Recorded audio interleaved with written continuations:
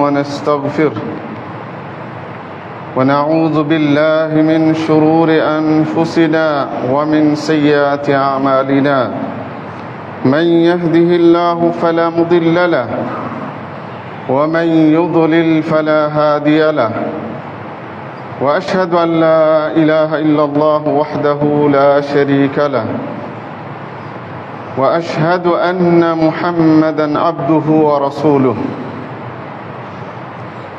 يا أيها الذين آمنوا اتقوا الله حق تقاته ولا تموتن إلا وأنتم مسلمون يا أيها الناس اتقوا ربكم الذي خلقكم من نفس واحدة وخلق منها زوجها وبث منهما رجالا كثيرا ونساء واتقوا الله الذي تساءلون به والأرحام إن الله كان عليكم رقيبا يا أيها الذين آمنوا اتقوا الله وقولوا قولا سديدا يصلح لكم أعمالكم ويغفر لكم ذنوبكم ومن يطع الله ورسوله فقد فاز فوزا عظيما أما بعد فإن خير الحديث كتاب الله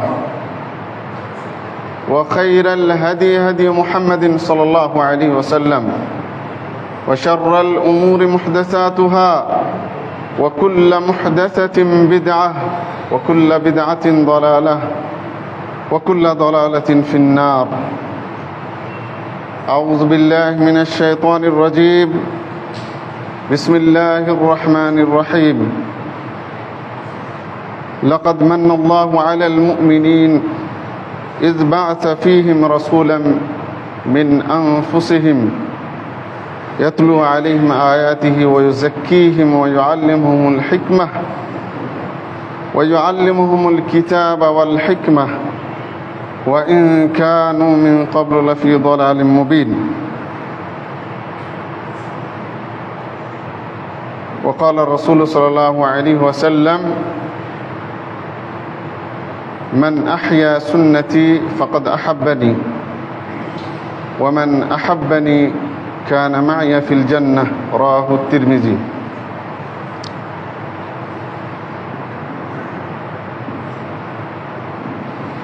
আল্লাহ রাব্বুল ইজ্জাতের যাবতীয় প্রশংসা গুণগান যে আল্লাহ রাব্বুল আলামিন আমাদেরকে প্রথমত সৃষ্টি করেছেন আশরাফুল মখলুকাত হিসেবে, আহসানুত তাকওয়িম হিসেবে সৃষ্টি করেছেন, আহসানুত তাকওয়িম অবয়বে সৃষ্টি করেছেন। যে আল্লাহ আমাদেরকে উম্মতে মুহাম্মাদির দলভুক্ত হওয়ার তৌফিক দিয়েছেন, যে আল্লাহ রাব্বুল ইজ্জাত আমাদেরকে কোরআন এবং সহিহ সুন্নাহ বুঝার মানার তৌফিক দিয়েছেন। অতঃপর আজকের পবিত্র জুমার দিনে সালাতুল জুমা আদায় করার জন্য জুমা মসজিদে আগে ভাগে আসার তৌফিক দিয়েছেন, সে আল্লাহ রাব্বুল আলামিনের শুকরিয়া আদায় করছি, আলহামদুলিল্লাহ। দরুদ ও শান্তি ধারা বর্ষিত হোক মানবতার মুক্তির দূত, মানবতার কল্যাণকামী সৈয়দুল মুরসালিন খাতামুন নবীন মুহাম্মদ বিন আব্দুল্লাহ সাল্লাল্লাহু আলাইহি ওয়াসাল্লামের উপর। আল্লাহুম্মা সাল্লি আলাইহি আল্লাহুম্মা বারিক আলাইহি। সম্মানিত উপস্থিত দিনী ভাই ও বোনেরা, আমরা হয়তোবা সবাই জানি যে আমরা একটি আরবি সন বা হিজরি সনের অন্যতম মাস রবিউল আউয়ালের মধ্যে অবস্থান করছি। এই রবিউল আউয়াল মাস আমাদের মুসলিম উম্মার বিরাট একটি অংশের কাছে অত্যন্ত আবেগ, আনন্দের এবং উৎসবের মাস হিসেবে পরিলক্ষিত হয়ে আসছে বহুকাল যাবৎ। আমাদের মুসলিম সমাজের অধিকাংশ ব্যক্তি হচ্ছেন নিজেদের ধর্ম সম্পর্কে জ্ঞানের চাইতে আবেগ প্রবণতা বেশি, অর্থাৎ আবেগের জায়গাটা বেশি জ্ঞানের জায়গার তুলনায়। যার ফলে রবিউল আউয়াল মাস আমাদের, বিশেষ করে ভারতীয় উপমহাদেশে, বাংলাদেশ, ভারত, পাকিস্তান, এই ভারতীয় উপমহাদেশের বিরাট একটি সংখ্যাগরিষ্ঠ মুসলিম সমাজের কাছে, মুসলিম জনগোষ্ঠীর কাছে অত্যন্ত ফজিলতের মাস। কিন্তু কোরআন এবং হাদিসে রবিউল আউয়াল মাসে বিশেষ কোনো ইবাদত আমল আছে বা এর কোনো ফজিলত আছে মর্মে কোনো সহিহ হাদিস পাওয়া যায় না। তারপরও ওই যে আগে বললাম যে আমাদের নিজেদের ধর্ম বা দ্বীন সম্পর্কে ইলমের তুলনায়, জ্ঞান বা বিদ্যার তুলনায় আবেগটা বেশি, যার ফলে আমরা প্রাধান্য দিই। রবিউল আউয়াল মাস প্রতি বছর যায় এবং আসে, এবং বিশেষ করে এই মাসের 12তম দিনকে নিয়ে আমাদের যে আবেগ, আমাদের যে ভালোবাসা, উচ্ছ্বাস, এটা আমরা খতিয়ে দেখি না যে এটা কতটুকু কোরআন এবং সুন্নাহ ভিত্তিক, কতটুকু এই মাসকে মূল্যায়ন করতে হবে মর্মে আল্লাহ রাসূল সাল্লাল্লাহু আলাইহি সাল্লাম বলেছেন বা আল্লাহ তাআলা বলেছেন। আল্লাহ তাআলার কাছে তো 12টি মাস। সূরা তাওবার মধ্যে আল্লাহ তাআলা কি বলছেন? ইন্না ইদ্দাতাশ শুহুরি ইনদাল্লাহি 12 শাহরা ফি কিতাবিল্লাহ। আল্লাহ বলছেন যে আমি আল্লাহর কাছে মাসের সংখ্যা 12। তো এই জন্য দেখবেন যে মাসের সংখ্যাগুলো, এটা আরবি মাস হোক বা অর্থাৎ হিজরি সনের হোক, হিজরি সনের মাস হোক, কিংবা খ্রিস্টাব্দ সনের মাস হোক, কিংবা বাংলা সনের মাস হোক, সবগুলো কিন্তু 12টাই। আর এটা কে করেছেন? আল্লাহ রাব্বুল আলামিন করেছেন। এই 12টি মাসের মধ্যে আল্লাহ তাআলা বলছেন মিনহা আরবাতুন হুরুম। 12টি মাসের মধ্যে 4টি মাস হলো অত্যন্ত মর্যাদাপূর্ণ, সম্মানিত মাস, ফজিলতপূর্ণ মাস আল্লাহ তাআলার কাছে। সেই মাসগুলো আমরা তো জানি, অনেকে জানি, আমরা জানি না। আল্লাহর কাছে ফজিলতপূর্ণ এবং মর্যাদাপূর্ণ যে 4টি মাস, সেটি হলো মুহররম, একটা হলো রজব, একটা মুহররম, একটা হলো রজব, আর একটা হলো যুলকাদা, যুলহিজ্জা। এই 4টি মাস আল্লাহর কাছে সম্মানিত, মর্যাদাপূর্ণ। তাহলে অবশ্যই আমরা দেখতে পাচ্ছি যে এই আল্লাহর কাছে মর্যাদাপূর্ণ, ফজিলতপূর্ণ শ্রেষ্ঠ মাসগুলোর মধ্যে কিন্তু রবিউল আউয়াল মাস নাই। আমাদের আবেগ যেটা বলছে, আমাদের মুসলিম বিরাট একটি সংখ্যাগরিষ্ঠ জনগোষ্ঠীর কাছে তাদের আবেগ বলছে যে আল্লাহ রাব্বুল আলামিন হয়তো এই মাসটা ভুলে গেছেন বলতে। নাউযুবিল্লাহি মিন যালিক। এটা হলো আমাদের আবেগের কাছে এই মাসের মূল্যায়ন, কিন্তু আল্লাহ রাব্বুল আলামিনের কাছে মূল্যায়ন নাই। হ্যাঁ আছে, কোন দিক দিয়ে? যে এটা আল্লাহ তাআলার একটা মাসগুলোর মধ্যে একটি মাস, কিন্তু বিশেষ কোনো মর্যাদার মাস নয়। প্রিয় দিনী ভাইরা, তো ওই যেহেতু আমরা আবেগপ্রবণ মুসলিম জাতি, মুসলিম জনগোষ্ঠী, তো এই জন্য আপনাদের সামনে এই মাসের যে বিশেষ একটি বিষয় আমাদের সামনে চলে আসে, হয়তো আমরাও এক সময় এই মাসের ওই দিনটিকে অনেক মূল্যায়ন করেছি, মর্যাদা দিয়েছি, সেগুলো বিষয়ে কথা বলেছি, আনন্দ উচ্ছ্বাস আমাদের ভিতরে কাজ করেছে। কিন্তু আলহামদুলিল্লাহ, আল্লাহ যখন আমাদেরকে কোরআন এবং সহিহ সুন্নাহ বুঝার তৌফিক দিয়েছে, তাওহীদ আকীদাকে, বিশুদ্ধ তাওহীদ আকীদা বুঝার তৌফিক দিয়েছেন, হয়তো আমরা অনেকে ওইগুলো ছেড়ে দিয়েছি। তাই সম্মানিত দ্বীনী ভাইদের উদ্দেশ্যে আজকে জুমার খুতবায় আমি আমাদের সবচাইতে প্রিয় ব্যক্তিত্ব মুহাম্মদুর রাসূল সাল্লাল্লাহু আলাইহি ওয়াসাল্লামের কি হক রয়েছে আমাদের উপর, গোটা উম্মার উপর, এটি খুব সংক্ষিপ্ত সময়ে খুব সংক্ষিপ্তভাবে তুলে ধরার চেষ্টা করব ইনশাআল্লাহ। ওমা তৌফিকি ইল্লা বিল্লাহ ওয়া আলাইহি তাওয়াক্কালতু ওয়া ইলাইহি উনীব। প্রিয় দ্বীনী ভাইরা, আল্লাহ রাব্বুল আলামিনের পবিত্র কোরআনের সূরা আলে ইমরানের একটি আয়াত তেলাওয়াত করেছি। আল্লাহ তাআলা বলছেন, লাকাদ মান্নাল্লাহ, আল্লাহ রাব্বুল আলামিন অনুগ্রহ করেছেন, আলাল মুমিনিন, কাদের উপর? মুমিনদের উপর। আল্লাহ রাব্বুল আলামিন মুমিন কথাটাকে ইন্ডিকেট করে এখানে বলছেন যে লাকাদ মান্নাল্লাহু আলাল মুমিনিন।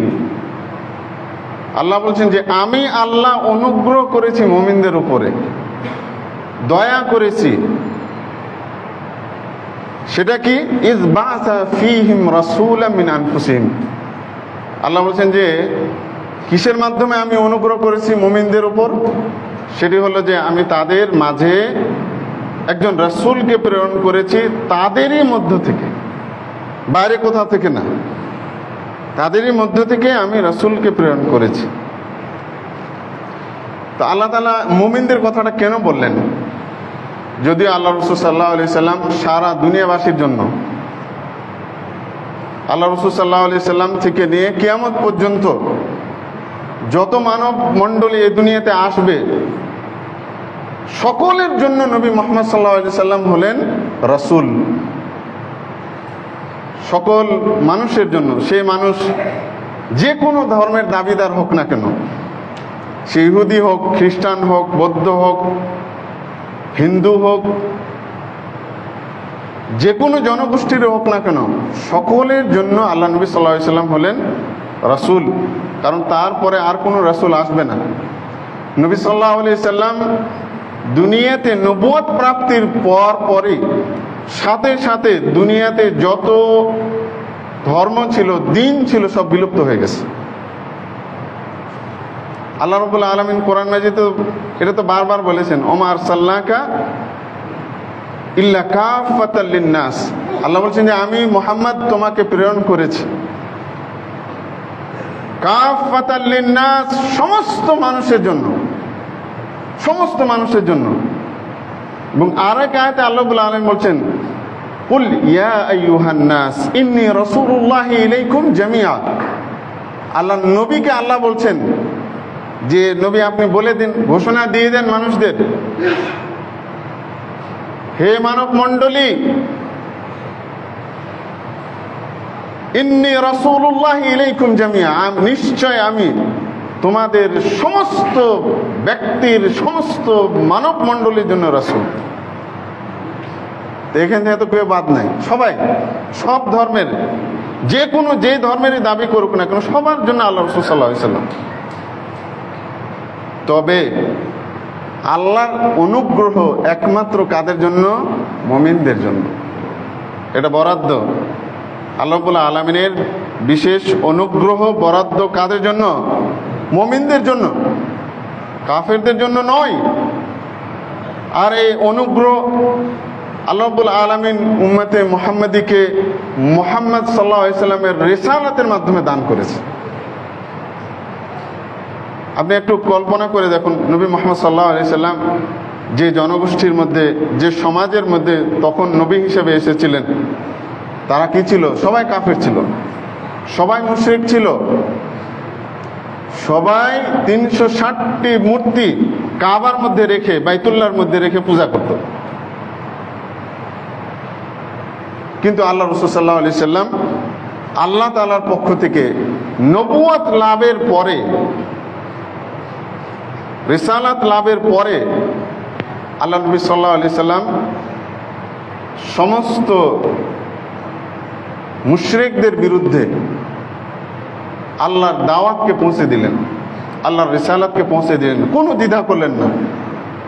আল্লাহ রাসূল সাল্লাল্লাহু আলাইহি সাল্লামকে সহযোগিতা করার জন্য এই দাওয়াতি ময়দানে, দাওয়াতি ফিল্ডে হেল্প করার জন্য কোন ব্যক্তি ছিল না, সবাই ছিল এক আল্লাহ বিরোধী মুশরিক, বহু মাবুদে বিশ্বাসী। কিন্তু আল্লাহ রাসূল সাল্লাল্লাহু আলাইহি সাল্লামকে যখন আল্লাহ তাআলা বললেন, ইয়া আইয়ুহার রাসূল বাল্লিগ মা উনজিলা ইলাইক, হে রাসূল তুমি তাবলীগ করে দাও, হে রাসূল আপনি তাবলীগ করে দেন যা আপনার কাছে নাজিল করা হয়েছে, এটা পৌঁছে দেন মানুষের কাছে।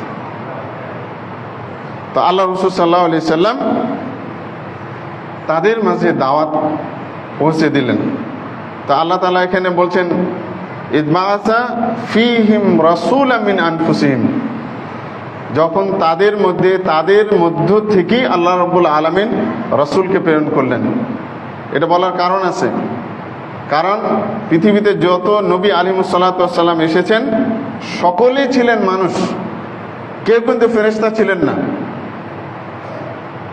আর এই কারণে কিন্তু বেশিরভাগ কাফেররা বা সব কাফেররাকে তদানীন্তন সবাই অস্বীকার করেছে, অল্প দুই একজন ছাড়া। নূহ আলাইহিস সালাতু ওয়াস সালামকে তো কেউ মানেইনি, 950 বছর দাওয়াতি কাজ করেছেন মাত্র কয়েকজন। তো আল্লাহ তাআলা বলছেন মিন আনফুসিহিম, তাদেরই অন্তর্ভুক্ত। তাদের অন্তর্ভুক্ত বলতে আল্লাহ রাসূল সাল্লাল্লাহু আলাইহি সাল্লামের নাম হলো মুহাম্মদ, পিতা হলেন আব্দুল্লাহ, মা হলেন আমেনা। মুহাম্মদ বিন আব্দুল্লাহ বিন আব্দুল মুত্তালিব বিন হাশিম বিন আব্দে মানাব বিন কুসাই বিন কিলাব বিন মুররা। আল্লাহ রাসূল সাল্লাল্লাহু আলাইহি সাল্লামের একটা বংশ পরিচয় আছে, হাদিসের মধ্যে আছে। তেমনি ভাবে মা আছে, তার একটা বংশ পরিচয় আছে, আমেনা বিনতে ওয়াহাব। এই বংশ পরিচয় তাদের মধ্য থেকে আল্লাহ তাআলা নবী একজন পাঠিয়ে দিলেন, যার মা হলেন মানুষ, বাবা হলেন মানুষ। আর নবী সাল্লাল্লাহু আলাইহি ওয়াসাল্লাম এই বাবা মার মাধ্যমে দুনিয়াতে এসে 40 বছর বয়সে নবুয়ত লাভ করলেন। কেউ যেন এটা ধারণা না করে যে বাপ মা হলেন মাটির তৈরি বা স্বাভাবিক প্রক্রিয়ার মাধ্যমে দুনিয়াতে এসেছেন, আর নবী হলেন নূরের তৈরি। এটাকে আল্লাহ রাব্বুল আলামিন নাকচ করছেন, কিন্তু এখানে নাকচ করে দিয়েছেন যে উনি নূরের তৈরি নয়। আমাদের সমাজে যেমন বিরাট একটি অংশ মুসলিম জাতি বিশ্বাস করে যে আল্লাহ নবী কিসের তৈরি? নূরের তৈরি। আল্লাহ রাব্বুল আলামিন নাকচ করে দিয়েছেন, কারণ নূরের তৈরি ফেরেশতা, তাদের কোনো আত্মীয় নাই, স্বজন নাই, বাপ নাই, মা নাই। জিবরাইলের কোনো বাপ আছে কেউ বলতে পারবেন? উনি নূরের তৈরি। মিকাইল, ইসরাফিল, কাউরই কোনো বংশ পরিচয় আছে নাকি? কারণ তারা নূরের তৈরি, আর নূরের তৈরির বংশ পরিচয় লাগে না, তার নাই, থাকে না। কিন্তু আল্লাহ নবী সাল্লাল্লাহু আলাইহি সাল্লাম এমন একজন ব্যক্তিত্ব, এমন একজন মহান পুরুষ, যার বাবা মা রয়েছেন, যার আত্মীয় স্বজন রয়েছে, যার গোষ্ঠী রয়েছে, যার বংশ পরিচয় রয়েছে। তারপরে আল্লাহ তাআলা বলছেন ইয়াতলু আলাইহিম আয়াতিহি। এই রাসূলের কাজ কি হলো? তাদের কাছে আল্লাহর আয়াতগুলোকে তেলাওয়াত করা, তাদেরকে বুঝিয়ে দেওয়া, তার অর্থ কি, তার ব্যাখ্যা কি, এটাকে বুঝিয়ে দেওয়া। এটা কার দায়িত্ব? রাসূলের দায়িত্ব, মুহাম্মদ সাল্লাল্লাহু আলাইহি সাল্লামের দায়িত্ব। ওয়া ইউযাক্কিহিম, এবং তিনি তাদেরকে যেন পবিত্র করেন। কিসে থেকে পবিত্র করবেন? এক নাম্বার হলো শিরক, কুফরি, নাপাকি থেকে পবিত্র। দ্বিতীয় হলো বিভিন্ন পাপ পঙ্কিলতা থেকে পবিত্র করার জন্য নবী মুহাম্মদ সাল্লাল্লাহু আলাইহি সাল্লামকে আল্লাহ তাআলা মানব জাতিকে পবিত্র করার জন্য, পরিষ্কার করার জন্য এই দুনিয়াতে আল্লাহ রাসূল সাল্লাল্লাহু আলাইহি সাল্লামকে আল্লাহ তাআলা পাঠিয়েছিলেন। ওয়া ইউআল্লিমুহুমুল কিতাব ওয়াল হিকমা, এবং তিনি যেন তাদেরকে কিতাব শিক্ষা দেন। কিতাব বলতে কি? কোরআনুল কারীম। ওয়াল হিকমা, এবং হিকমত যেন শিক্ষা দেন। এই হিকমত নিয়ে আমাদের অনেক বিভ্রান্তি রয়েছে। কেউ হিকমত অর্থ বুঝেন যে শরিয়া বিরোধী সমাজের বিভিন্ন বিষয়ের সাথে কম্প্রোমাইজ করে চলা। এই হিকমত অর্থ বুঝেন যে যেই সমাজে মাজার পূজা রয়েছে, শিরক বেদাত রয়েছে, সেগুলোকে ডাইরেক্ট তার বিরুদ্ধে না বলে হিকমত অবলম্বন করে মোটামুটি তাদের সাথে মিলে জুলে চলা, এটাকে আমরা হিকমত বলি না। হিকমতের একটা অর্থ, সেটা জেনে রাখবেন, সেটা হলো কোরআন এবং নবী সাল্লাল্লাহু আলাইহি সাল্লামের মুখ থেকে যে জ্ঞান, সেই জ্ঞানটার নাম হলো হিকমত। হিকমত হলো যে, যেমন আল্লাহ রাসূল সাল্লাল্লাহু আলাইহি সাল্লাম তার জীবনী দিয়ে আমাদেরকে বুঝিয়ে দিয়েছেন। আল্লাহ রাসূল সাল্লাল্লাহু আলাইহি সাল্লাম যখন আল্লাহ তাআলা ঘোষণা দিলেন, ইয়া আইয়ুহাল মুদ্দাসসির কুম ফাআনদির ওয়া রাব্বাকা ফাকাব্বির, হে চাদর পরিহিত ব্যক্তি, মানে আল্লাহ নবী সাল্লাল্লাহু আলাইহি ওয়াসাল্লামকে আল্লাহ বলছেন, কুম, আপনি দাঁড়ান, ফাআনদির, মানুষদেরকে ভয় ভীতি দেখান জাহান্নাম থেকে, পরকালের কঠিন পরিস্থিতি থেকে, শিরক থেকে মানুষদেরকে আপনি সতর্ক করুন।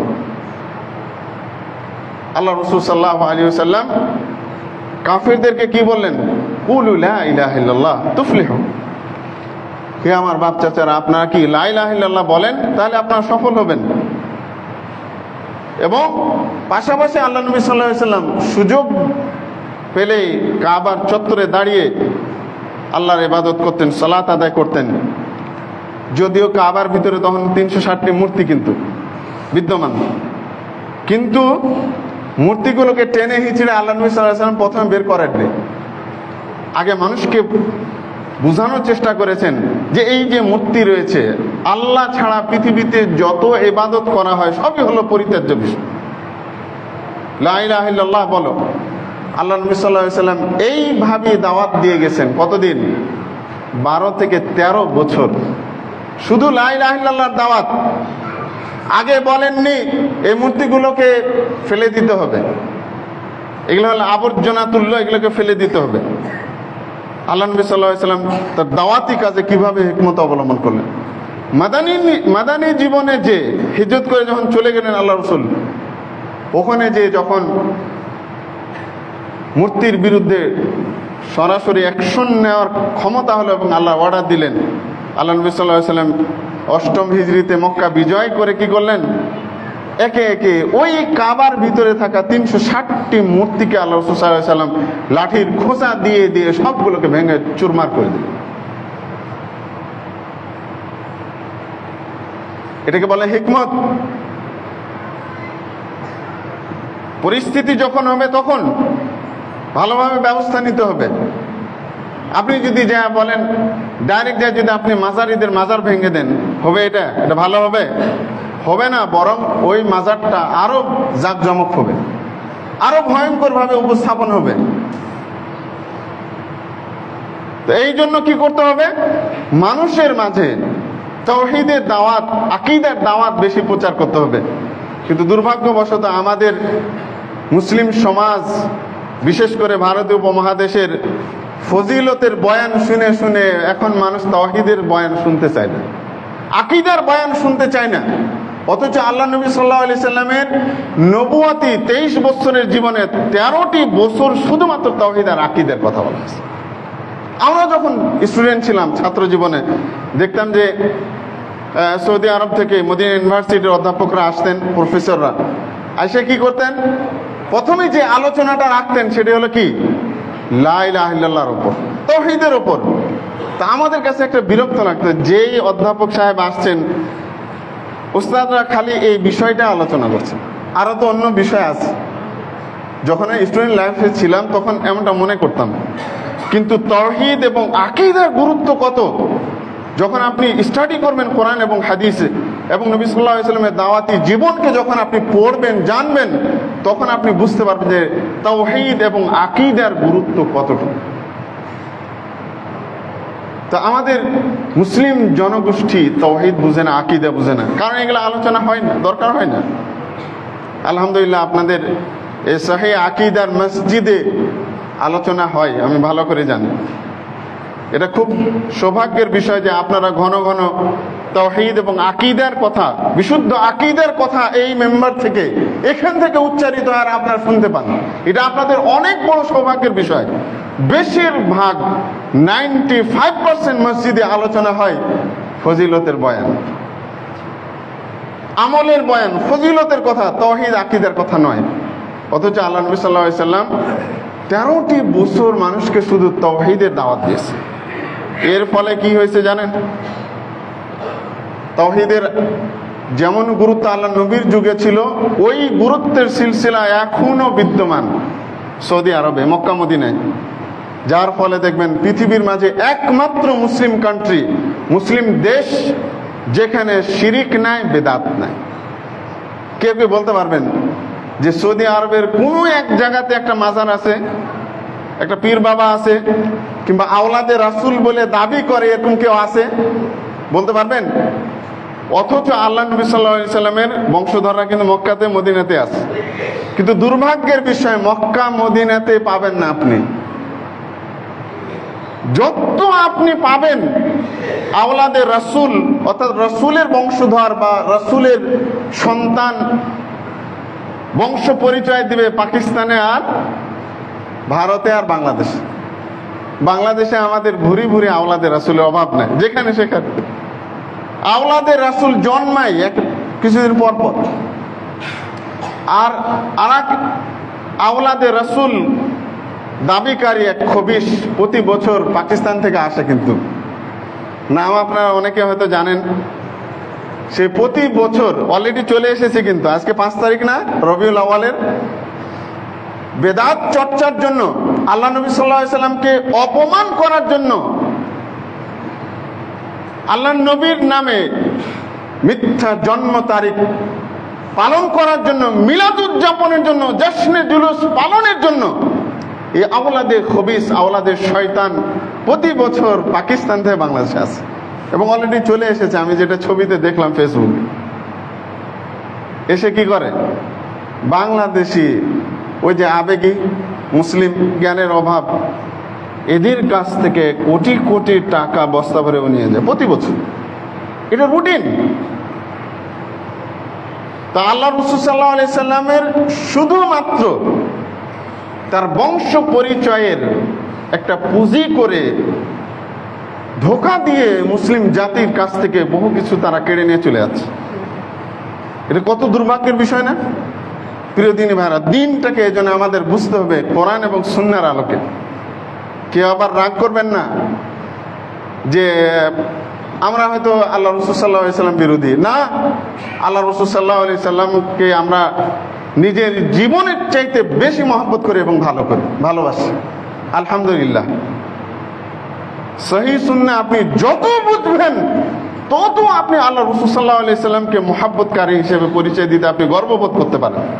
এটা আল্লাহ রাব্বুল আলামিনের তৌফিক যে আপনি কোরআন বুঝেছেন, নবী সাল্লাল্লাহু আলাইহি সাল্লামের সহিহ সুন্নাহকে বুঝতে পেরেছেন। প্রিয় দিনী ভাইরা, তো আল্লাহ রাসূল সাল্লাল্লাহু আলাইহি সাল্লাম আমাদের কাছে এসেছেন। আমরা আল্লাহ রাসূল সাল্লাল্লাহু আলাইহি সাল্লামের কি অধিকার সংক্ষেপে একটু কোরআন এবং হাদিসের আলোকে জানার চেষ্টা করব। আল্লাহ রাসূল সাল্লাল্লাহু আলাইহি ওয়াসাল্লামের আমরা অনেকে জানি আল্লাহর অধিকার আছে। আল্লাহর অধিকার কি? যেমন মুআয বিন জাবালকে আল্লাহ রাসূল সাল্লাল্লাহু আলাইহি ওয়াসাল্লাম বলেছিলেন, ইয়া মুআয আতাদরি মা হাক্কুল্লাহ আলাল ইবাদ ওয়া মা হাক্কুল ইবাদ আলাল্লাহ? মুআয, তুমি কি জানো আল্লাহর কি অধিকার বা হক রয়েছে বান্দার উপর, আর বান্দার অধিকার বা কি হক রয়েছে আল্লাহর উপর, তুমি কি জানো? সাহাবী রাদিয়াল্লাহু আনহুম অনেক বিষয় জানলো। আল্লাহ রসুলের কাছ থেকে আরো বেশি জানার জন্য কি বলতেন? আল্লাহ ওয়া রাসূলু আলাম, আল্লাহ এবং তার রাসূলই ভালো জানেন। সুবহানাল্লাহ। আর আমরা একটা বিষয় জানলে মনে করি বহুত কিছু শিখে ফেলছি, জেনে ফেলছি।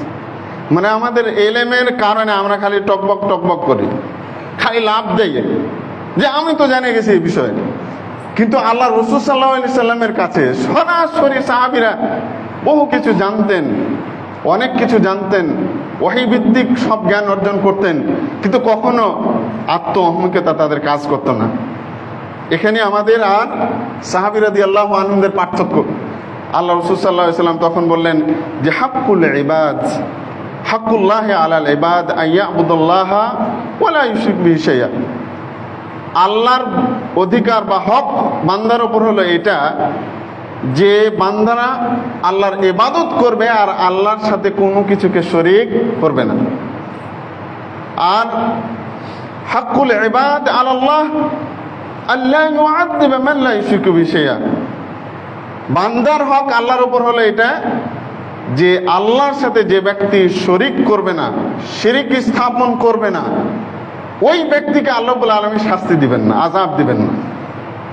আল্লাহু আকবার। এটা হলো হক আল্লাহর উপর বান্দার হক, আর বান্দার হক আল্লাহর উপর। আল্লাহর হক বান্দার উপর আর বান্দার হক আল্লাহর উপর, এই হলো পার্থক্য। এখন কথা হলো যে আমাদের উপর আল্লাহ রাসূল সাল্লাল্লাহু আলাইহি সাল্লামের কি হক রয়েছে। এক নম্বর হক হলো যে আল্লাহ রাসূল সাল্লাল্লাহু আলাইহি সাল্লামের উপর ঈমান আনতে হবে, সুদৃঢ় ঈমান।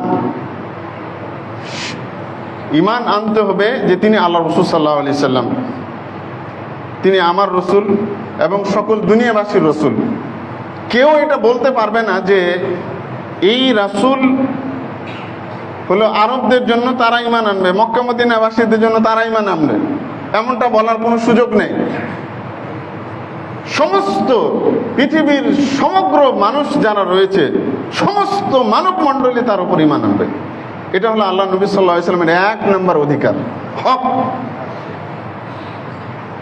অনেক আরব দেশগুলোতে দেখবেন এখনো খ্রিস্টান আছে, ইহুদি আছে। আপনারা জানেন সিরিয়াতে অনেক ইহুদি আছে, খ্রিস্টান আছে, মিশরে আছে, জর্ডানে আছে। এগুলো হলো আরব ভূখণ্ড। দুর্ভাগ্যের বিষয় দেখবেন পশ্চিমারা, ইসলাম বিদ্বেষীরা সবসময় বলে যে ইসলাম প্রচার হচ্ছে তলোয়ারের মাধ্যমে। যদি তাই হতো তাহলে শাম বা সিরিয়ার মুসলমানদের বরকতের জমি, বরকতের ভূখণ্ড শামে বা সিরিয়াতে এখনো কেন এগুলো আছে? এই আবর্জনাগুলো খ্রিস্টানরা কেন আছে? ওরা বলে, ওই আরব দেশের যারা ইহুদি খ্রিস্টান, ওরা বলে যে নবী মুহাম্মদ হলো মক্কা মদিনাবাসীদের জন্য, আমাদের জন্য না। নাউজুবিল্লাহি যালিক। শুধু তাই না, আমাদের দেশও তো বলে যে এই সিস্টেমটা আরবে চলবে, মক্কা মদিনা বাংলাদেশে চলবে না। আরবি শব্দ জাযাকাল্লাহু খায়রা, বারাকাল্লাহু ফিক, এগুলো হলো আরবদের জন্য, আমাদের জন্য না, অথচ নিজেকে মুসলিম দাবি করে। প্রিয় দিনী ভাইরা, আল্লাহ নবী সাল্লাল্লাহু আলাইহি সাল্লামের উপর পৃথিবীর সমস্ত মানুষের উচিত ঈমান আনা। ঈমান, আল্লাহ রাসূলের প্রতি ঈমান আনা ছাড়া কোনো ব্যক্তি নিজেকে মুসলিম মুমিন দাবি করতেই পারে না। আল্লাহ রাব্বুল আলামিন বলছেন কি, ইয়া আইয়ুহাল্লাযীনা আমানু আতিউল্লাহা ওয়া আতিউর রাসূল, হে ঈমানদারগণ তোমরা রাসূলের আনুগত্য করো, তোমরা আল্লাহর আনুগত্য করো, তোমরা রাসূলের আনুগত্য করো। তারপরে আল্লাহ রাসূল সাল্লাল্লাহু আলাইহি সাল্লামের প্রতি ঈমান আনাটাই হচ্ছে আল্লাহ রাব্বুল আলামিনের প্রতি ঈমান আনা। এই বিষয়গুলো আলোচনা করতে গেলে অনেক সময় লাগে, কিন্তু অতদূর যাব না ইনশাআল্লাহ। আল্লাহ রাব্বুল আলামিন দ্ব্যর্থহীনভাবে ঘোষণা করছেন যে যে ব্যক্তি তার প্রতি এবং তার রাসূলের প্রতি ঈমান আনবে না, ওমান লাম ইউমিন বিল্লাহি ওয়া রাসূলিহি ফাইন্না আ'তাদনা লিল কাফিরিনা সাঈরা। আল্লাহ তাআলা বলছেন, যে ব্যক্তি আল্লাহ রাব্বুল আলামিনের উপর এবং তার রাসূলের উপর ঈমান আনবে না, ফাইন্না আ'তাদনা লিল কাফিরিনা সাঈরা, নিশ্চয় আমরা প্রস্তুত করে রেখেছি, রেডি করে রেখেছি এই বেঈমান কাফেরদের জন্য জ্বলন্ত স্ফুলিঙ্গ আগুন আমি প্রস্তুত করে রেখেছি। তাহলে আল্লাহর প্রতি এবং তার রাসূলের প্রতি ঈমান আনতে হবে। আল্লাহ রাসূল সাল্লাল্লাহু আলাইহি সাল্লাম সহিহ হাদিসের মধ্যে বলছেন, উমিরতু আন উকাতিলান নাস হাত্তা ইয়াশহাদু আল্লা ইলাহা ইল্লাল্লাহ ওয়া আন্না মুহাম্মাদার রাসূলুল্লাহ, আমি আদেশ প্রাপ্ত হয়েছে আল্লাহর কাছ থেকে যে যতক্ষণ পর্যন্ত এই দুনিয়াবাসীরা এই সাক্ষ্য না দিবে যে আল্লাহ ছাড়া প্রকৃত কোনো ইলাহ নেই এবং মুহাম্মদ সাল্লাল্লাহু আলাইহি ওয়াসাল্লাম আল্লাহর রাসূল, ততক্ষণ পর্যন্ত আমি তাদের বিরুদ্ধে যুদ্ধ করার জন্য আমি আল্লাহর পক্ষ থেকে আদেশিত হয়েছি। সুতরাং পৃথিবীর সকল মানুষকে ঈমান আনতে হবে। এমনকি অনেকে আজকাল আমাদের বাংলাদেশে খ্রিস্টান মিশনারিদের তৎপরতা অপতৎপরতা খুব মারাত্মকভাবে বৃদ্ধি পেয়েছে। আপনারা অবাক হবেন যে একসময় বাংলাদেশে মাত্র কয়েকশো খ্রিস্টান ছিল, আর এখন কয়েক লক্ষ খ্রিস্টান। কেন? কারণ ওরা মানুষকে ধোঁকা দিচ্ছে। প্রথমত মুসলমানদের এলমের অভাবের কারণে, জ্ঞানের অভাবের কারণে খ্রিস্টান হচ্ছে, অর্থের লোভে পড়ে। আর দ্বিতীয়ত খ্রিস্টান হচ্ছে ধোঁকায় পড়ে। আমি ধোঁকার কথাটা বলছি। ধোঁকার কথা কেন? আমি একদিন হঠাৎ দেখতেছি আমার এক প্রতিষ্ঠানে এক শিক্ষক একটা বই নিয়ে এসছে, নাম হলো পবিত্র বাইবেল শরীফ। কথাটা বুঝেছেন? আমরা যেমন বলি কোরআন শরীফ, ওরা পবিত্র বাইবেল বা ইনজিল শরীফের নাম দিয়ে তারা মানুষের মধ্যে প্রচার করছে। এবং তারা বলছে যে তোমাদের যেমন ইসলাম ধর্ম আমাদের খ্রিস্ট ধর্ম, খ্রিস্ট ধর্মের প্রবক্তা হলেন একজন নবী ঈসা, তেমনি ভাবে ইসলাম ধর্মের প্রবক্তা হলেন মুহাম্মদ সাল্লাল্লাহু আলাইহি সাল্লাম। অতএব কোনো সমস্যা নাই। তো তোমরা খ্রিস্টান হলে এই সুবিধা ওই সুবিধা বাস খপ্পরে পড়ে মুসলমান আজকে কি হয়ে যাচ্ছে? খ্রিস্টান হয়ে যাচ্ছে, বহু খ্রিস্টান। অথচ আল্লাহ নবী সাল্লাল্লাহু আলাইহি সাল্লাম সহিহ হাদিসের মধ্যে বলেছেন, ওয়াল্লাযী নাফসু মুহাম্মাদিন বিয়াদি লা ইয়াসমাউ বি আহাদু মিন হাযিহিল উম্মাহ ইয়াহুদিয়্যুন ওয়ালা নাসরানিয়্যুন ওয়া মাতা ওয়া লাম ইউমিন বি ওয়া বিমা উরসিলতু বিহি ইল্লা কানা মিন আসহাবিন নার। আল্লাহ নবী সাল্লাল্লাহু আলাইহি সাল্লাম বলছেন, সেই সত্তার কসম যার হাতে আমার নবী মুহাম্মদের প্রাণ রয়েছে, এই পৃথিবীর যেই ব্যক্তি আমার সম্পর্কে শুনলো, জানলো যে নবী মুহাম্মদ আগমন করেছে, সে ইহুদি হোক আর খ্রিস্টান হোক, হিন্দু হোক, জৈন হোক, বৌদ্ধ হোক, আমার সম্পর্কে জানলো অথচ মারা গেল আমার প্রতি ঈমান নাই নে, ইল্লা কানা মিন আসহাবিন নার, তাহলে ওই ব্যক্তি হবে জাহান্নামী। ওই ব্যক্তি হবে কি? জাহান্নামী। তাহলে ইহুদি খ্রিস্টান হওয়ার কোনো সুযোগ আছে? অন্য কোনো ধর্ম গ্রহণ করার কোনো ধরনের সুযোগ আছে? না, কখনোই না। প্রিয়দিনী ভাইরা, তা আল্লাহ নবী সাল্লাল্লাহু আলাইহি সাল্লামের প্রতি এক নম্বর হক হলো দ্ব্যর্থহীন ভাবে, নির্ভেজাল চিত্তে, দৃঢ়ভাবে নবী সাল্লাল্লাহু আলাইহি সাল্লামের প্রতি ঈমান আনা। কারণ নবী মুহাম্মদ সাল্লাল্লাহু আলাইহি ওয়াসাল্লাম, আগের নবীগণ ছিলেন বিভিন্ন জনগোষ্ঠীর, বিভিন্ন এলাকার। দেখা যাচ্ছে একই সময় একাধিক নবী, কিন্তু আমাদের নবী সাল্লাল্লাহু আলাইহি সাল্লামের বিষয়টি ছিল ব্যতিক্রম। তিনি হলেন সমগ্র জগৎবাসীর জন্য নবী এবং রাসূল হিসেবে আল্লাহ তাআলা তাকে প্রেরণ করেছেন। অতএব তার প্রতি ঈমান আনতে হবে আমাদের সকলকে। দ্বিতীয় হক হলো আল্লাহ নবী সাল্লাল্লাহু আলাইহি সাল্লাম যা কিছু নিয়ে এসেছে সেটার প্রতি বিশ্বাস রাখা, দৃঢ় বিশ্বাস। একটা হলো ঈমান আর এটা হলো কি? বিশ্বাস। নবী সাল্লাল্লাহু আলাইহি সাল্লাম কোরআন নিয়ে এসেছেন, তার প্রতি ঈমান আনা। নবী সাল্লাল্লাহু আলাইহি সাল্লাম হাদিস তার মুখ থেকে যা বের হয় তার প্রতি ঈমান আনা, বিশ্বাস আনা, দৃঢ়ভাবে বিশ্বাস আনা, সত্য মনে করা, কোনো ধরনের ব্যতিক্রম না করা। নবী সাল্লাল্লাহু আলাইহি সাল্লাম মা আমারা ওয়া নাহারা আও নাহা আও জাজার আন, আল্লাহ রাসূল সাল্লাল্লাহু আলাইহি সাল্লাম যে কোনো বিষয় থেকে নিষেধ করেছেন অথবা আদেশ করেছেন অথবা কোনো বিষয়ে সতর্ক করেছেন, সবগুলোর প্রতি ঈমান আনতে হবে। আল্লাহ রাসূল সাল্লাল্লাহু আলাইহি সাল্লাম জান্নাত জাহান্নামের কথা বলেছেন, আমরা কি দেখেছি? বিশ্বাস করতে হবে নির্দ্বিধায়। আল্লাহ রাসূল সাল্লাল্লাহু আলাইহি সাল্লাম বলেছেন, আমি মেরাজে গেছি, সপ্ত আকাশ ভ্রমণ করেছি। আমরা হাদিসে পেয়েছি এবং আল্লাহর কোরআনের আয়াত সূরা ইসরার মাধ্যমে জানতে পেরেছি যে আল্লাহ রাসূল গেছিলেন বাইতুল্লাহ থেকে বাইতুল আকসা এবং সেখান থেকে সপ্ত আকাশ ভ্রমণ করেছেন। এটা আমাদের বিশ্বাস করতে হবে, আমরা তো দেখিনি।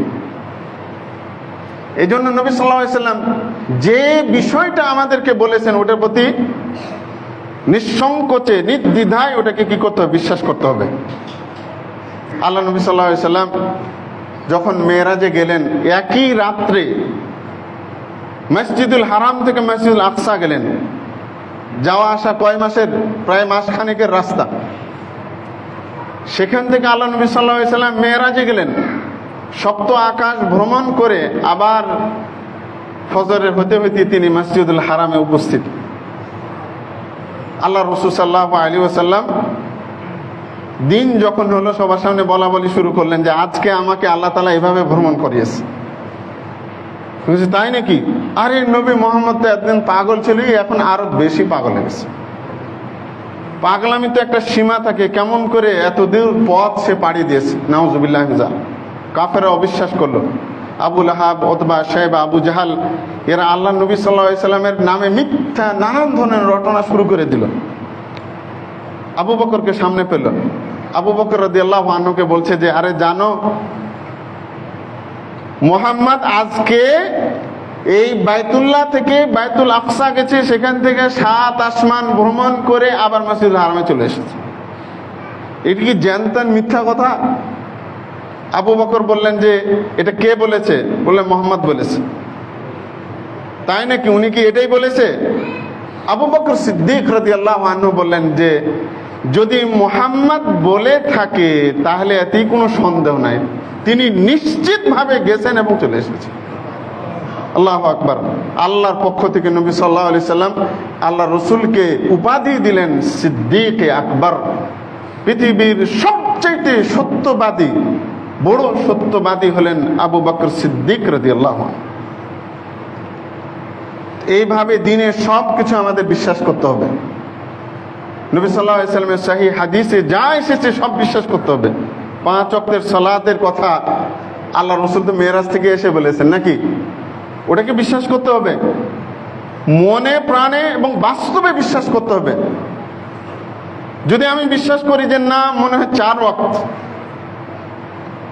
5 ওয়াক্তের মধ্যে থাক, 1 ওয়াক্ত বাদ দিলাম, ফজরেরটা খুব কঠিন হয়, সারা রাত 12টা 1টা পর্যন্ত নানান কাজ করি, গেমস খেলি, দোকান চালাই, নানান কাজে ব্যস্ত থাকে, ফজরের নামাজটা না পড়লে তো 1 ওয়াক্ত মাইনাস করে দিলাম, ওর ঈমান থাকবে? সে কি আল্লাহ নবী সাল্লাল্লাহু আলাইহি ওয়াসাল্লামকে সত্য মনে করলো? না।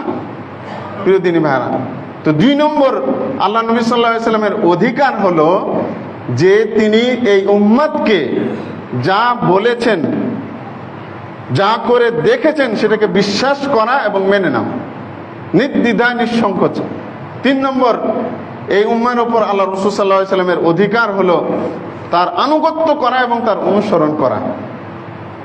এটা আল্লাহ নবী সাল্লাল্লাহু আলাইহি ওয়াসাল্লামের অধিকার এবং আল্লাহ তাআলার পক্ষ থেকে এটা ফরজ। আল্লাহ রাসূল সাল্লাল্লাহু আলাইহি ওয়াসাল্লাম যা কিছু নিয়ে এসেছেন এটা আমাদের গ্রহণ করতে হবে।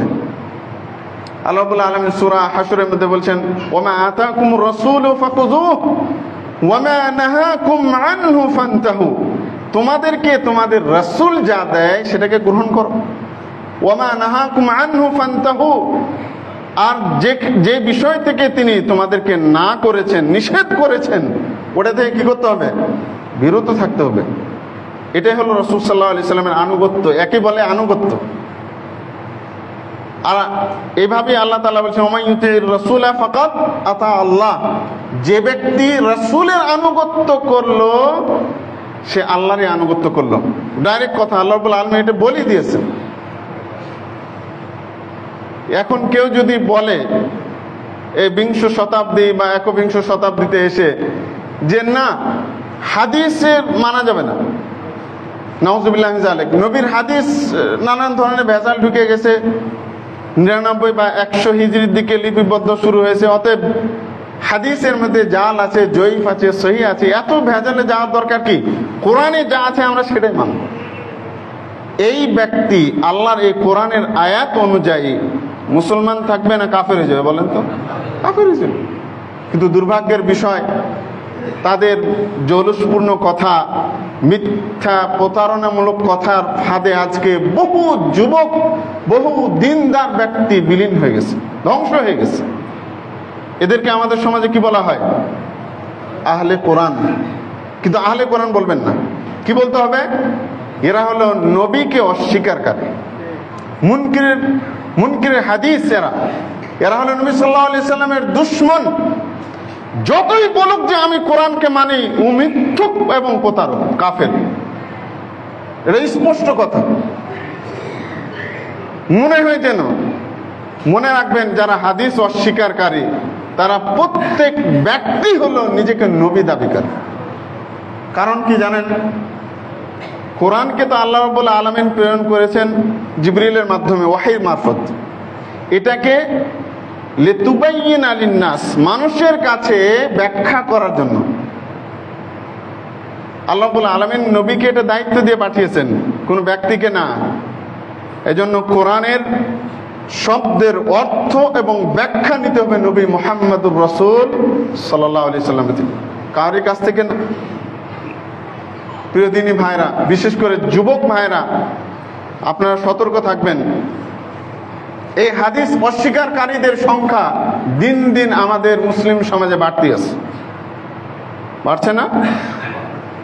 ভয়ঙ্করভাবে বাড়তেছে। এবং এরা এমন চটকদার মিথ্যা প্রতারণামূলক কথা বলছে যা কল্পনার বাহিরে। এরা হলো মুসলমানদের দুশমন, এরা হলো কোরআনের দুশমন, এরা হলো হাদিসের দুশমন, এরা হলো আল্লাহর দুশমন, এরা হলো নবী মুহাম্মদুর রাসূল সাল্লাল্লাহু আলাইহি সাল্লামের দুশমন। একজন কাফেরকে আপনি সরাসরি দেখতে পাচ্ছেন মূর্তি পূজা করছে, গুমরাহ, কিন্তু এদেরকে আপনি বুঝতে পারবেন, বোঝার তো উপায় না। আপনার কোরআনে আয়াতের কথা বলছে, আয়াতের উচ্চারণ করে আপনাকে শোনাচ্ছে। প্রিয় দিনী ভাইরা, এদের থেকে সবসময় সতর্ক থাকবেন। এদের কয়েক প্রকার আছে, আমি আপনাদের স্পষ্ট করে বলে দিচ্ছি। হাদিস অস্বীকারী অর্থাৎ নবী সাল্লাল্লাহু আলাইহি সাল্লামকে অস্বীকারী কয়েক ভাগে বিভক্ত। কিছু আছে নবীর কোনো হাদিসই মানা যাবে না। কিছু আছে ওরা বলে যে যে হাদিসটা কোরআনের সাথে মিলবে ওই হাদিসটা মানা যাবে, বাকিটা মানা যাবে না।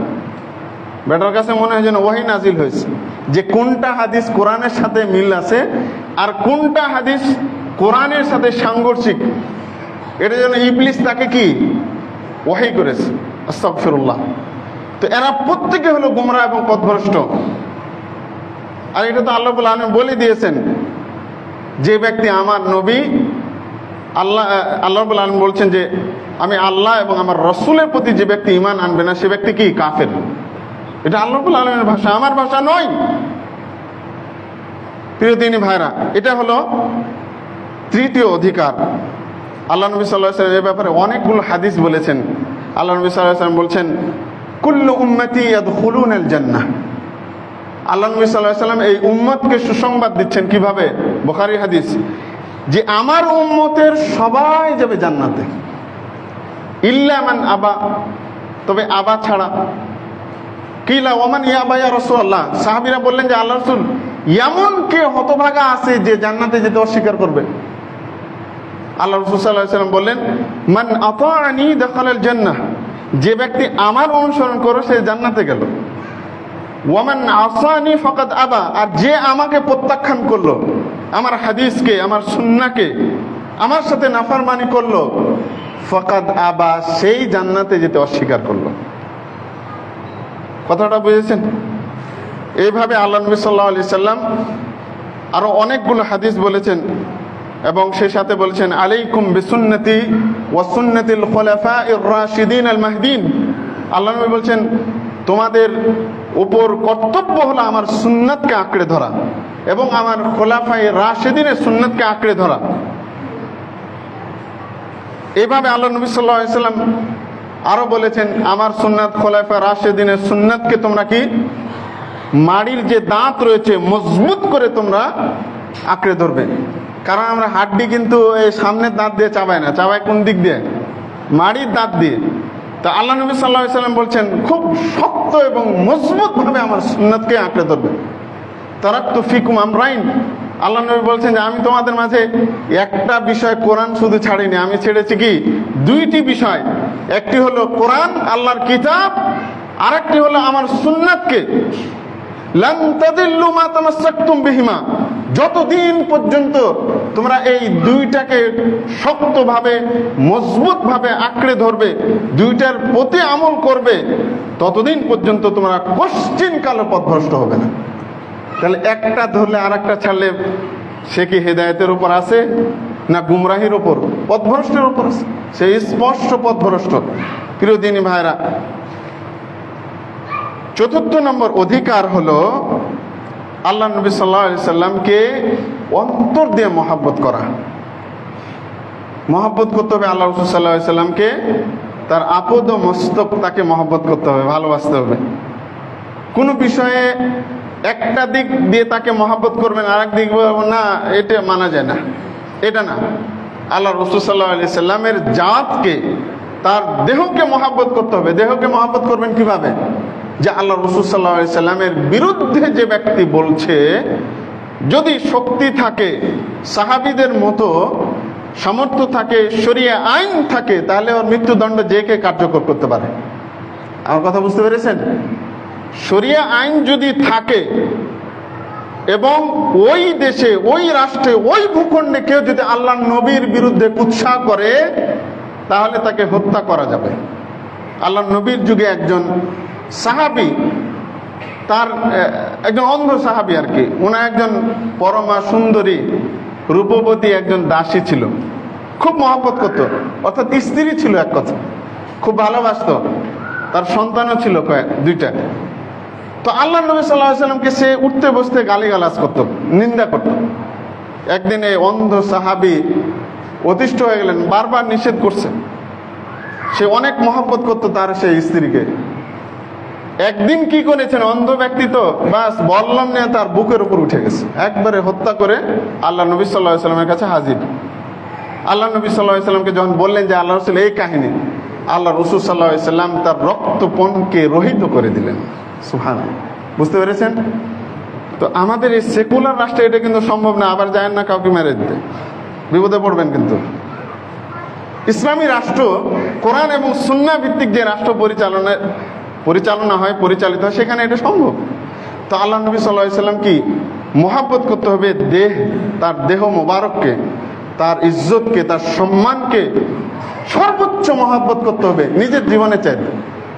একদিন সহিহ বুখারী হাদিস, আল্লাহ নবী সাল্লাল্লাহু আলাইহি সাল্লাম বলছেন, আল্লাহ নবী সাল্লাল্লাহু আলাইহি সাল্লামকে ওমর বিন খাত্তাব বলছেন যে আল্লাহ রাসূল সাল্লাল্লাহু আলাইহি সাল্লাম, ইন্নী লা উহিব্বুকা গায়রা নাফসি, আমি আপনাকে সবার চাইতে, ইন্নী উহিব্বুকা মিন জামিইন নাস, সমস্ত মানুষের চাইতে বেশি ভালোবাসি, গায়রা নাফসি, তবে আমার অন্তর থেকে, মানে আমার জীবনের চাইতে বেশি না আল্লাহ রাসূল, বাদ বাকি সবার থেকে ভালোবাসি। আল্লাহ রাসূল বললেন, তোমার ঈমান হয়নি এখনো, তুমি ঈমানদার হইতে পারো না। পরক্ষণে ওমর রাদিয়াল্লাহু আনহু বুঝলেন, দিয়ে বললেন যে আল্লাহ রাসূল, আল আন উহিব্বুকা, এখন আপনাকে ভালোবাসি পৃথিবীর সমস্ত কিছুর চাইতে, এমনকি আমার থেকেও, আমার নিজের জীবনের চাইতে বেশি মহব্বত করি। আল্লাহ রাসূল বললেন, হ্যাঁ, আল আন আমানতা, এখন তুমি পরিপূর্ণ ঈমান এনেছো। তা আল্লাহ নবী সাল্লাল্লাহু আলাইহি সাল্লামকে মহব্বত করতে হবে এইভাবে।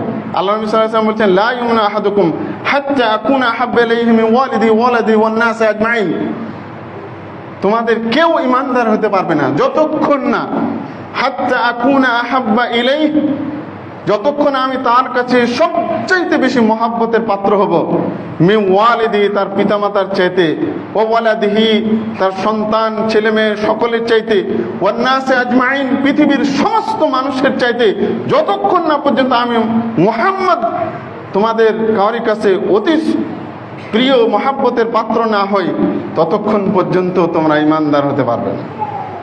আল্লাহ রাসূলকে ওইভাবে সাহাবীরা মহব্বত করেছে, অনেক বেশি মহব্বত করেছেন। বদরের, উহুদের যুদ্ধের ঘটনা তো সবাই জানেন, যে আল্লাহ রাসূল সাল্লাল্লাহু আলাইহি সাল্লাম সাহাবীদের একটু কিঞ্চিত ভুলের কারণে কি হলো, তখন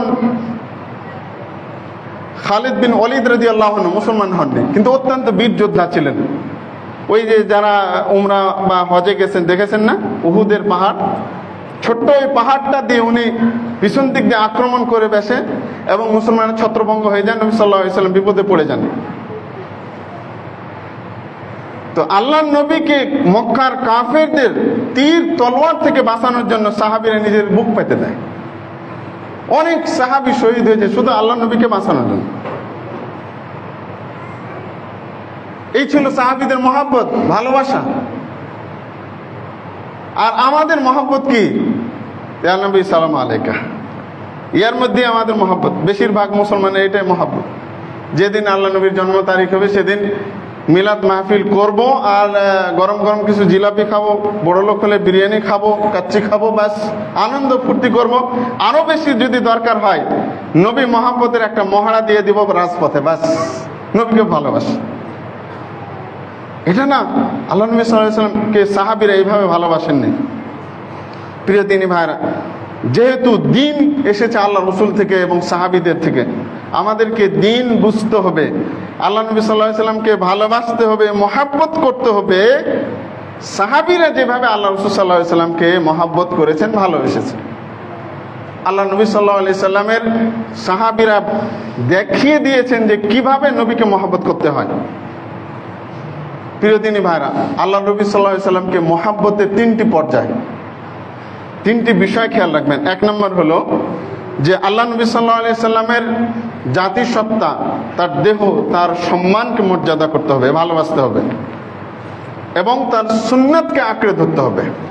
এটা হলো আল্লাহ নবী সাল্লাল্লাহু আলাইহি ওয়াসাল্লামকে ভালোবাসার সর্বোচ্চ মাধ্যম। তার দেহ মোবারক, তার সম্মানকে মহব্বত করতে হবে। তার যদি কোনো সম্মান হানি হয়, ওটাকে মেনে নেওয়া যাবে না, সহ্য করা যাবে না। আপনি দেখবেন আমাদের বাংলাদেশে কিছুদিন পর পর এই নবী সাল্লাল্লাহু আলাইহি ওয়াসাল্লামকে নিয়ে কটূক্তিকারী, উপহাসকারী ব্যক্তিদের আবির্ভাব হয়, মুসলিম নামের কলঙ্করা।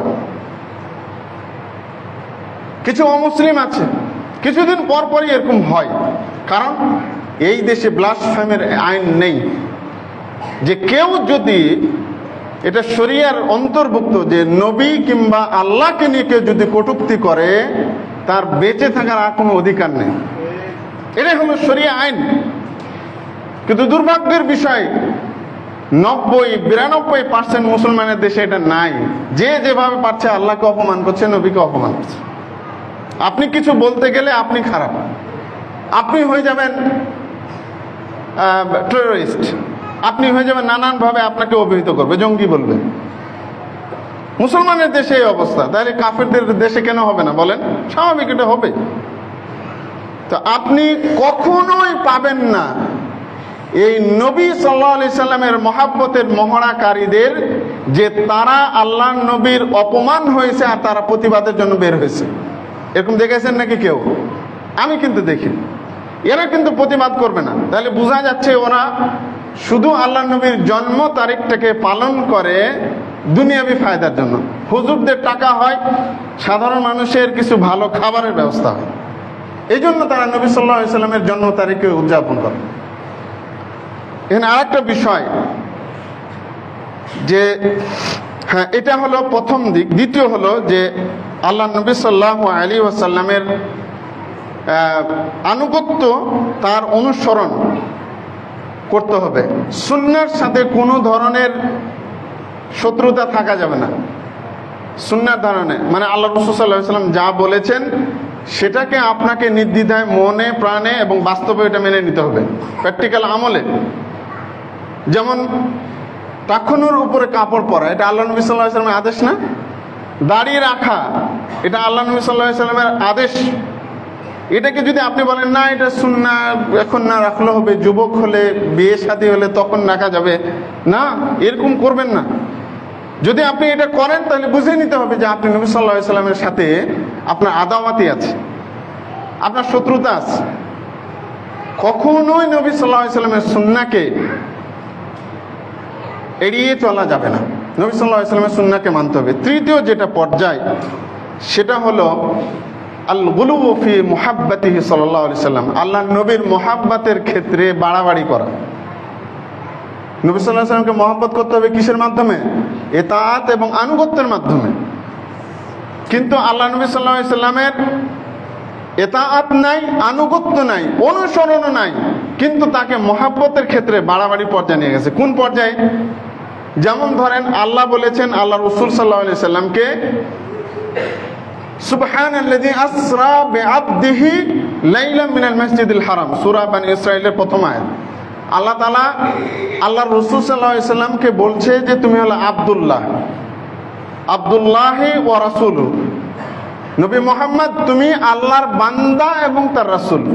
কিন্তু আমাদের মুসলিম সমাজের একটা বিরাট অংশ আল্লাহ নবীকে আব্দুল্লাহ না বলে কি বলছে? নুরুল্লাহ। কথাটা বুঝেছেন? আব্দুল্লাহ না বলে বলছে কি? নুরুল্লাহ, যে ইনি নূরের তৈরি। নাউজুবিল্লাহ। অথচ আল্লাহ রাব্বুল আলামিন আল্লাহ রসুলের মর্যাদাকে বর্ণনা করতে যে বলছেন কি? বিআবদিহ, আল্লাহর তার বান্দা, আল্লাহ রাব্বুল আলামিন তার বান্দা। নবী সাল্লাল্লাহু আলাইহি সাল্লামকে যেখানেই তার মহাব্বতের সর্বোচ্চ এবং মর্যাদার সর্বোচ্চ বিষয় উল্লেখ করেছে, সেখানে আব্দ কথা উল্লেখ করেছেন, অর্থাৎ বান্দা। কিন্তু দুর্ভাগ্যের বিষয়, মুসলিম সমাজ আব্দুল্লাহকে চেঞ্জ করে বানিয়েছে নুরুল্লাহ। যেমনই ভাবে খ্রিস্টানরা ঈসা ইবনে মারইয়ামকে বানিয়েছে ইবনুল্লাহ, আব্দুল্লাহ থেকে ইবনুল্লাহ। আর আমাদের মুসলমানরা আল্লাহর রসুলকে আব্দুল্লাহ থেকে নুরুল্লাহ বানাইছে। এই হচ্ছে অবস্থা, যেটা খ্রিস্টানদের সাথে মিলে যাচ্ছে।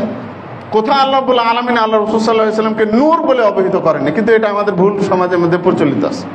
প্রিয় দিনী ভাইরা, তো আল্লাহ নবী সাল্লাল্লাহু আলাইহি সাল্লাম এই জন্য সতর্ক করেছেন, লা তুতরুনি কামা আতরাতিন নাসাব ইবনে মারইয়াম ফাইন্নামা আনা আবদুন ফাকুলু আব্দুল্লাহি ওয়া রাসূলুহু। আল্লাহ নবী বলছেন, আমাকে নিয়ে আমার মহাব্বতের বিষয়ে তোমরা বাড়াবাড়ি করবে না।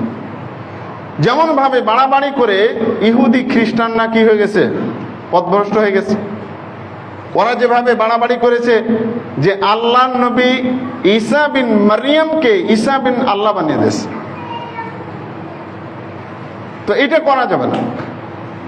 প্রিয় দিনী ভাইরা, আল্লাহ রাসূল সাল্লাল্লাহু আলাইহি ওয়াসাল্লামকে মহব্বত করতে হবে। পাশাপাশি এটা আমাদের মনে রাখতে হবে, আমরা অনেকেরই ধারণা যে আল্লাহ রাসূলের অতি মহব্বতে যা বলে যে নবী মুহাম্মদ না হলে এই দুনিয়া হতো না, কোনো কিছু হতো না, আসমান জাহান হতো না, কিছু হতো না।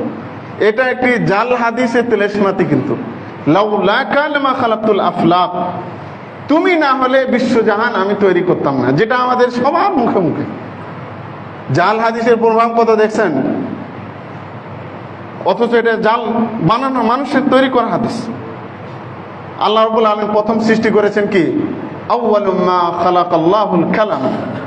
প্রথম আল্লাহ যা সৃষ্টি করেছেন সেটি হলো, আল্লাহ যেটা সৃষ্টি করেছেন সেটি হলো কি? কলম। কলমকে আল্লাহ রাব্বুল আলামিন সৃষ্টি করেছেন, আল্লাহ রসুলকে না। এটা আমাদের মনে রাখতে হবে। মানব জাতি, যেহেতু আল্লাহ নবী সাল্লাল্লাহু আলাইহি সাল্লামকে আল্লাহ তাআলা সূরা কাহফের 110 নম্বর আয়াতে বলেছেন কি? কুল ইন্নামা আনা বাশারুম মিসলুকুম।